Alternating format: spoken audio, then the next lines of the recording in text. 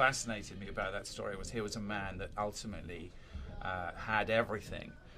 Had the lifestyle, the hair, the car, the house, the money, the what? The shorts. The shorts. She had the shorts. And kind of, in this moment of crazy madness, did something and gave it all away. It's a comedy, that's why they're just laughing all the time. Even and so that was really what we wanted to do. And we've tried for ages to try and find a way to tell that particular story. But the biopic version of that wasn't actually that interesting.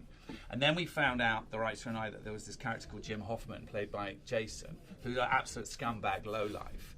The character. Well. The character. The character. Scumbag. And we gotta make sure we feel those comments. Let's do that. And that character we thought was a way into telling the story of DeLorean. So essentially it's the relationship. It's a kind of bromance, sort of weird buddy movie between these quite dysfunctional men.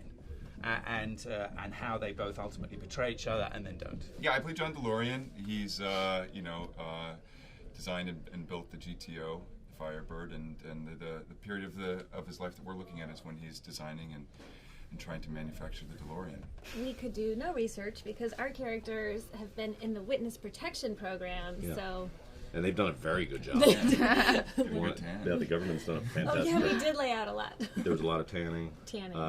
But no, I watched a few. There's some great documentaries and tons of information out there about John and the whole situation. Pennybaker, right? Didn't he make that? Pennybaker made a great documentary about him years ago when he was a black and white documentary. We followed him around. I mean, the great thing you realise about any sort of research on the DeLorean story is that it's full of lies. That every single portion of it is a level of untruth. Even the court case was elements of that were untrue. I quite like doing stories that have a sort of element of truth in them. And so what you're doing is you're looking at history and you're looking at it through an entertaining lens.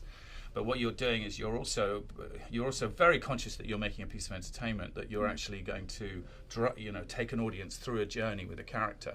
So there are certain facts that are true, that are absolutely true. Look, John DeLorean had an estate in Southern California, part of his kind of empire of different properties.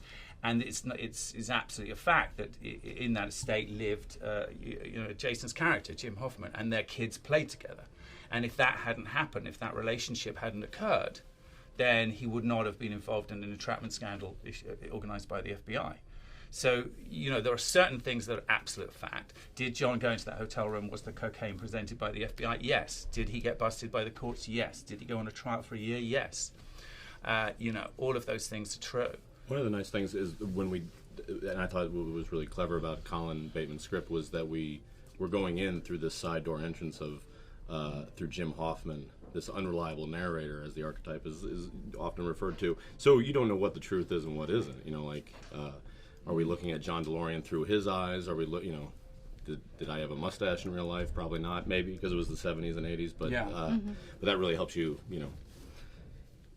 obfuscate the truth and the fact of the whole situation, which I thought was a clever way to do it, but then also kind of kept us, clear of you can trouble. actually play with stuff. Right. You can have a freedom as long as there's a level of truth. There's a truth to the moment. There's a truth to the scenes. And there's a truth to the relationship. But ultimately, you have to stay straight to the story of what you're making.